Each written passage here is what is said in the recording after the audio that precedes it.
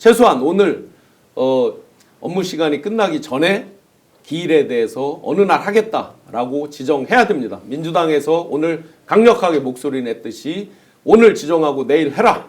내일 26일이 되면 이제 이재명 대표님 판결 2심 판결이 있으니까 딱 하루 내일밖에 없습니다. 내일 해라. 이 목소리에 귀를 기울여라. 정 안 되면 최소한 어느 날 하겠다라는 걸 지정을 해야 이재명 대표님 재판과 연동해서 어떤 정치적으로 판결을 했다. 이런 오해나 그런 어떤 다른 분란을 일으키지 않고 헌재의 존립 근거, 존립 기반을 확고하게 가져갈 수 있을 것이다. 라고 말씀드리겠습니다. 자, 26일이 되면 이재명 대표님 이제 2심 선고가 납니다. 가장 많이 SNS 등을 통해서 이재명 대표님 왜 무죄인가를 설파를 해주셨는데 우선 쟁점 그리고 교수님께서 무죄다 생각하는 이유 등등을 한번 설명 부탁드리겠습니다. 예, 쟁점은 이제 이 대표가 발언한 것 중에서 김문기를 성남시장 시절 몰랐다. 이 발언은 1심에서 무죄가 나왔습니다. 그거는 이제 공소 행위가 돼야 되는데 그거는 뭐 인식이다, 기억이다 해가지고 무죄가 나왔고 나머지 유죄 판결을 선고받은 게 이제 그 마치 골프를 친 것처럼 그때 저 사진인 거죠, 예, 저게? 예, 여러 명이 찍은 게 예, 원래 사진, 지금 게 원본인 거죠, 저게 원래? 이제 뭐 그 호주 가기 전에 다른 데서 찍은 거대요. 그래서 네네. 네 명을 찍은 것처럼 이렇게 사진을 조작했다. 그때 마치 골프를 친 것처럼 사진을 조작했다. 이 발언이 있고 그다음에 국토부 공무원의 협박을 받아서 식품연구원의 용도 변경을 했다. 이 발언인데 1심에서는 저 골프를 친 것처럼 저 발언을 나는 골프를 안 쳤는데 골프를 친 것처럼 예. 사진을 조작했다. 사진 조작한 건 맞거든요. 네. 근데 마치 골프를 친 것처럼 나는 안 쳤는데 이게 거짓말이라는 거예요. 너 나중에 쳤지 않냐? 네. 전화를 안 쳤어요. 아. 호주에 저 뉴질랜드 사진이고 호주 가서 쳤거든요. 네. 그러니까 전체 일정에 봐서 골프를 쳤는데 마치 골프를 친 것처럼 그 속에는 나는 안 쳤는데 골프를 네. 친 것처럼 사진을 조작했다. 요게 이제 그 골프 치냐 안 치냐 그 행위에 대한 거짓말이다 해가지고 유죄가 나왔고 나머지 이제 아까 연구원 뭐 식품 협박을 받아서 국토공무원의 식품연구원의 뭐 부지를 용도 변경했다. 근데 그것도 이제 이번에 2심에서 이 대표도 뭐 협박이란 표현을 좀 가했고 뭐 압박을 받았다 이런 식으로 이제 그걸 했는데 사실 일반인들뿐만 아니라 전문가들도 거기서 질문 받으면 뭐 압박이나 협박이나 꼭 뭐 법률 용어를 그대로 쓸 필요는 없거든요. 그래서 그 부분이 이제 사실관계가 이제 그 정도면 허위가 아니다 이렇게 밝혀줘도 무죄가 받을 건데 저는 그보다는 그 2심 재판장이 지난번에 성명을 구했어요. 양쪽 네. 그 피고인이나 검찰 쪽에 그러니까 처분 속에 네. 그 대개 처분을 행정쟁송해서 처분을 말하는데 공소 제기라든지 행사 재판을 처분이라고 하는 거 있는지 한번 좀 찾아보시오. 네. 이렇게 성명을 구해서 제가 그 뉴스를 보고 바로 행사소송법, 형법, 소년법 이런 데 찾아보니까 형사처분이란 형사재판에도 처분이라는 말을 많이 씁니다. 예. 형사소송에서도. 예를 들어서 우리가 국내에서 범죄를 저지르고 외국으로 도망간 경우에 공소시효가 정지되는데 그때 형사처분을 면할 목적으로 네. 외국에 도망가는 경우 정지되고 그다음에 우리가 모욕죄, 무고죄, 예. 무고죄도 형사처분 또는 징계 처분을 뭐 시킬 목적으로 네. 남을 무고하는 경우 이게 다 그다음에 공소 제기하면은 그 처분을 그 고소인한테 고발인한테 통지하도록 돼 있어요. 네. 그다음에 소년법에 가니까 또 더 많더라고요. 그 행사재판이라든지 공소 제기 이런 걸 처분이라고 쓰는 거는 그래서 그 2심 재판장이 그걸 이제 눈치를 챘다는 건데 네. 그러니까 그 쟁점이 될 것 같으니까 이제 그 해명을 해봐라 하고 양쪽에 이제 제시를 한 거 아닙니까? 근데 그 왜 그게 문제가 되냐 그러면은 그 식품연구원 발언은 이 대표가 그 경기도지사 시절에 국회 증인으로 나가서 한 발언이거든요. 네. 근데 그 국회 증언감정법에 보면은 그 위증죄, 불출석죄 뭐 있어요. 그래서 국회 증인이 허위 발언하더라도 국회 위증죄 3자가 처벌 예, 그거에 대해서 그 고소 고발도 못하게 위증죄로 돼 있죠. 처벌받는 그 위증죄 처벌되려면 이제 위원회라든지 본위원회에서 고발해야 되는데 상임위 의결을 거치는 네, 상임위원회 본위원회 의결을 거쳐야 되는데 네. 그거 안 했어요. 그래서 그러면 그 법에 의해서 처벌받는 외에 일체 불이익 처분을 받지 않는다 이렇게 돼 있어요. 네, 네. 그러니까 불이익 처분 속에 그러면 행정처분만 말하냐. 수사 처분, 재판 행사 재판도 처분이라고 하냐 이 부분이 이제 논란이 되는 건데 사실 어떤 처분 어떤 단어를 그 법률 용어를 축소 해석해 가지고 그 처분 속에 행사 처분을 제외해 가지고 징계 처분이다 이렇게 해석하면서 피고인한테 불리하게 해석하는 거 네. 이건 사실상 무죄 추정에 반하거든요. 그래서 옛날 검찰에서 그런 경우도 있는데 정치자금법 위반할 때 이제 형제자매는 뭐 계좌를 안 줘도 되고 1억을 줘도 상관없거든요. 형제자매는 예, 예. 그 이제 자기 형제가 나왔는데 뭐 1억 줄 수도 있고 그러잖아요. 그래서 처벌이 안 됩니다. 근데 네. 그게 형제자매는 그 친형제, 이복 형제는 안 된다. 친형제자매야 된다 해가지고 검사 기소를 했어요. 근데 법원에서 그런 식으로 해석하면 피고인한테 불리하기 때문에 안 된다. 여기는 이복 형제도 포함되는 걸로 이렇게 해석해야 된다. 이렇게 판결이 나왔거든요. 네. 그래서 1심에서는 그런 이제 판례를 저희들도 찾고 해가지고 이제 했는데 2심 재판장은 그런 용어가 있는지 뭐 성명해라 해서 법률 용어에도 많이 있더라니까. 그래서 요거는 그 공소 제기가 그 법에 그 국회 증언감정법에 위반돼서 공소를 제기했기 때문에 이런 법률에 위반된 공소 제기를 해가지고 행소법에서 그런 경우는 공소 기각을 하도록 되어 있습니다. 네. 그래서 식품 정도 발언이 뭐 거짓이든 허위든 거짓이든 진실이든 이 공소 기각 판결이 돼야 된다. 그래서 저는 그 공소 기각 될 거라고 봅니다. 그 부분은. 공소 기각 그 예. 부분은요? 예. 그럼 전체로는 어떻게 돼요? 하나는 공소 기각, 하나는 이제 아까 그 골프 발언 그것도 조작한 거는 맞거든요. 네. 그러면 조작은 요 부분에 포인트를 줘야지 하지도 않았던 이재명 대표 하지도 않은 나는 골프를 안 쳤는데 골프 친 것처럼 골프를 안 쳤는데 이 발언을 안 했거든요. 마치 골프를 친 것처럼 사진을 조작했다. 그럼 사진 조작에다가 방점을 둬야 되는데 그래서 공소장 변경을 명해서 실제 나중에는 공소장 변경을 했잖아요, 검찰에서. 그것도 그런 식으로 이제 해도 그래 했는데 네. 하여튼 그 이 대표가 한 발언을 그대로 놓고 판단해야지 그걸 지 맘대로 판사가 그 피고인한테 검사가 불리하게 이렇게 이제 해석하면 안 되거든요. 예. 그 명예훼손이라든지 허위사실 공표는 이 양반이 어떤 발언을 했는지 이게 중요하거든요. 일단 그 발언을 이 말을 확정한 다음에 그 발언이 허위냐 진실이냐 이걸 따져야 되는데 그렇죠. 그 확정 단계에서부터 이렇게 하지도 않은 말을 집어넣어 가지고 네. 이렇게 1심은 그 거짓이다 이렇게 판단했는데 그거는 잘못이다. 그래서 그걸 많이 지적하고 있습니다. 네. 그 학자들이나 이런 사람들. 그 확실하게 이제 지금 말씀 주신 것들로 해서 무죄다. 저는 무죄라고 라고 봅니다. 보는 네. 거죠, 기본적으로. 어떻게 다른 의견 있으십니까? 그 법적으로 이렇게 설명 쭉 해주셨기 때문에 뭐 더 추가할 말은 없습니다만은 검찰이 이렇게 티끌만 한 것도 찾아가지고 공소 기각돼야 될 내용마저도 무리하게 이제 공소권을 남용해서 이 상황까지 벌어지게 만들었지 않습니까? 네. 근데 엊그제 김성훈 이광우의 구속영장 청구에 검사는 나타나지도 않았거든요. 네.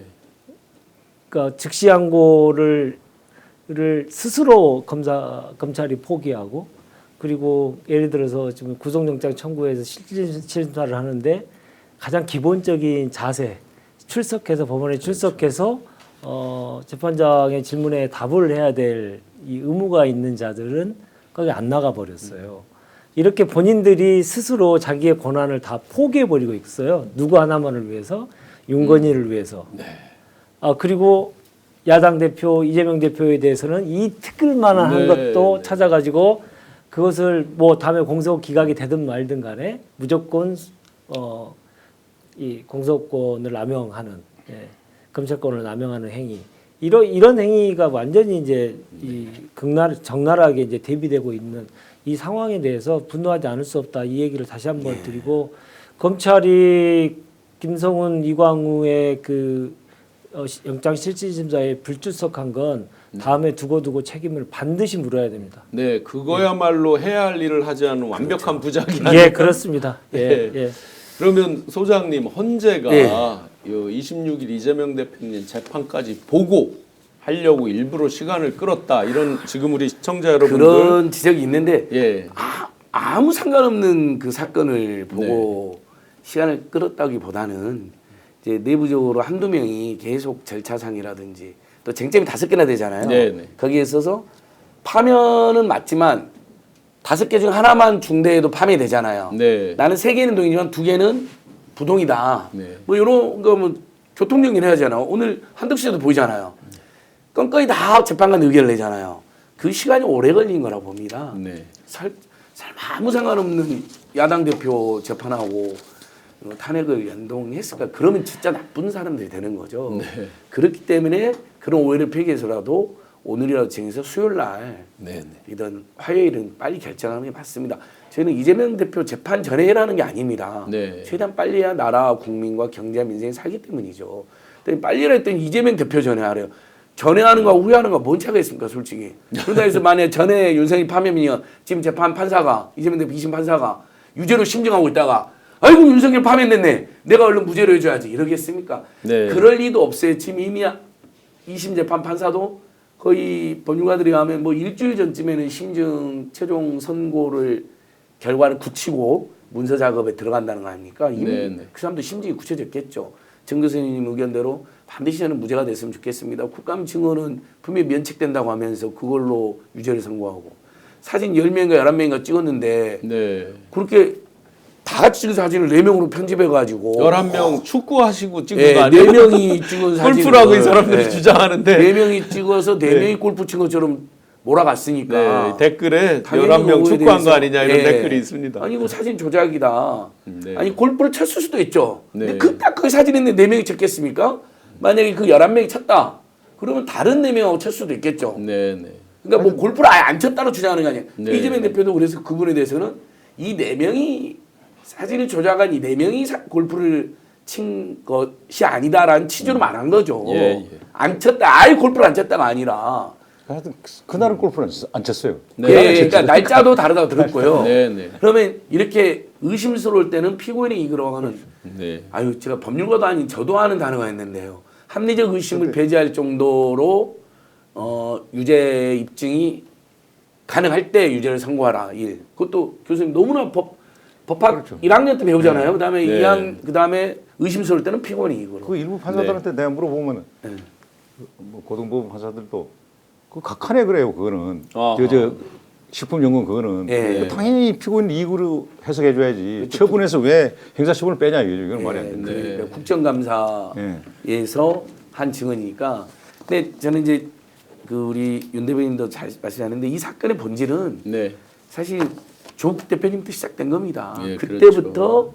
문재인 정부를 죽이려고 윤석열이가 지가 대권에 야심 품고 김건희 지시를 받아서 네. 무속인들 결탁한 다음에 조국 죽이고 그래서 진짜 후보가 됐는데 대선 때 가까스로 이겼는데 저 이재명 죽여 다음에 이제 조국 죽인 다음에 이재명 죽이고 네. 또 별건에 그래서 송영길도 또 하나 치고 이 일련의 흐름을 보시면요 똑같습니다. 네. 처음에 이야기됐던 건 다 없어지고 그 완전 별건으로 정치검찰이 수십 명이 달라붙어가지고 네, 네. 압수수색 막 수십 번 수백 번 기본적으로 하고 그래서 기소를 강행한 거잖아요. 네. 그 본질은 똑같다.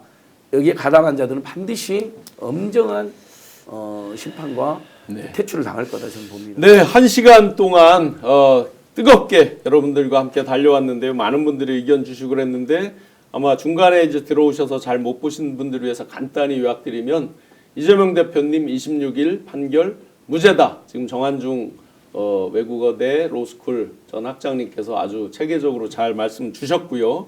그리고 오늘의 판결 주문과 이유서 내용을 보면 특히 김복형 헌법재판관의 그 직접 발언 저희가 보면서 글자 하나하나 이분이 방점을 찍는 내용 즉시 이런 시간까지 얘기하는 것을 보면서 설명드렸듯이 최소한 6대2는 확보되어 있다. 그런데 각하한 사람들도 겹치는 부분 저 내란죄 이 부분에서 다른 의견을 내기는 어렵다라고 말씀드리겠고요. 그래서 너무 이렇게 불안해서 희망회로냐 맨날 민주당은 당한다 이제 이런 여러 의견들 주셨는데 너무 또 막연한 걱정이나 두려움만 갖지 마시고 우리의 목소리를 더 크게 광화문 안국동에서 내서 헌재 재판관들이 더 깜짝 놀라고 또 확신을 갖고 8대0으로 만들 수 있게 힘을 모아주시면 좋겠습니다.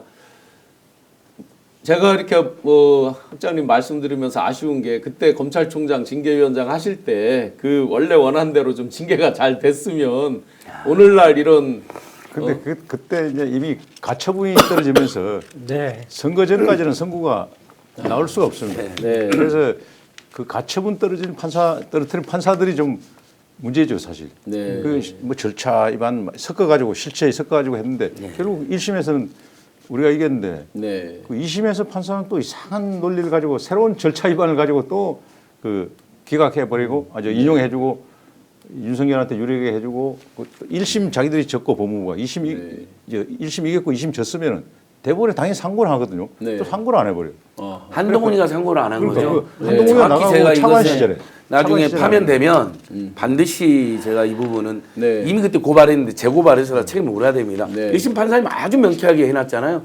정직 2개월도 가볍다. 이 정도면 거의 이제 야, 우리도 행간의 할 치사는 때 파면이나 해임 정도의 저희도 이제 사유다. 파면 우리 의결서도 네. 보면 파면 해임해야 되는데 네. 그 여러 가지 고려해가지고 그냥 정직 2달 이렇게 한 건데 그러니까 이제 국무총리령에 보면 이 정도면 이제 파면 해임 사유입니다. 근데 검사 징계일 때 보면 뭐 음주운전을 중징계 사유인데 다음날 술 먹고 오후에 정신 모르고 가다가 걸린 사람이 있어요. 그런 사람 어떻게 중징계 합니까? 그래서 그런 걸 여러 윤석열이 뭐 좀 그 수사 처음에는 잘했잖아요. 그때 그 중앙지검장을 때 그런 걸 고려해서 좀 가지고 네. 우리나라는 이제 검찰총장은 최초의 중징계니까 반성할 줄 알았죠. 네. 최초의 우리나라 검찰총장 중징계 아닙니까? 근데 반성도 안 하고 막 저렇게 더 날뛰었죠. 예. 네. 검사들 동원해가지고 마치 대변인님 부당한 마무리 징계처럼 말씀 몰아가고. 한번 부탁드리겠습니다. 그 이재명 대표의 그 결과가 대한민국의 정치의 수준을 완전히 달라지게 만들 것이다. 이 얘기를 말씀드리는데 만약에 유죄가 나오면요. 선거에 나온 후보들은 어떤 질문이 나오도요. 다 애매모호하게 TV 토론 다 피해. 예, 잘 모르겠다. 기억 안 난다. 다음에 말씀드리겠다. 이렇게 얘기하면서 국민의 알 권리, 후보자가 얘기해야 될 내용들 이런 것들을 다 피해가 가지고 국민의 선택권이 제대로 작동하지 못할 것이다. 저는 그렇게 단언하는 거고 그런 이유들 때문에 과거 2018년, 19년 이재명 대표에 대한 그 선거법 위반에 대해서도 대법원에서 무죄를 선고한 이유도 바로 그것 때문이거든요. 그러니까 결국은 그것은 자꾸 이렇게 그 사법으로 와가지고 깨알 같은 걸 다 진실 여부를 따지려고 하는데 그것은 선거라고 하는 주권자 국민이 반드시 그것을 보고 선택할 수 있는 권한을 행사하는 게 제일 중요한데 네. 그것 자체를 잘 못하게 하면 모든 걸 다 잃어버린다. 이러한 민주주의의 가장 기본적인 원리를 사법부가 인정하고 그것을 판례로서 정립을 시켜놨거든요. 그럼에도 불구하고 또 이런 이 공소권 남용이 계속되고 있는 행위 자체가 대한민국의 지금 큰 문제고 좀 불행인 것이죠. 그래서 저도 뭐 2018년도, 19년도 대부분의 판례를 봤을 때 무죄라고 확신합니다만은 세상이 하도 여상께 돌아가서 끝날 때까지 마음을 놓을 수가 없는 상황이다 보니까 계속 우리가 예의주시해야 될 것 같습니다. 네, 뭐 오늘 이제 뜨겁게 여러 가지 분석하면서 말씀드렸는데요. 8대0 확신을 갖고 함께 해주시면 그 목소리 외침이 현재까지 울려서 8대0 결과로 나오리라고 확신합니다. 일말의 불안함이라도 있으시다면 지금 광화문 천막당사 민주당 많은 의원님들이 함께하고 있습니다. 가서 함께 격려도 하고 또 주문할 거 있으면 주문하고 질책할 거 있으면 질책하고 하면서 끝까지 함께 승리의 그 순간까지 함께 노력해 주시면 좋겠습니다.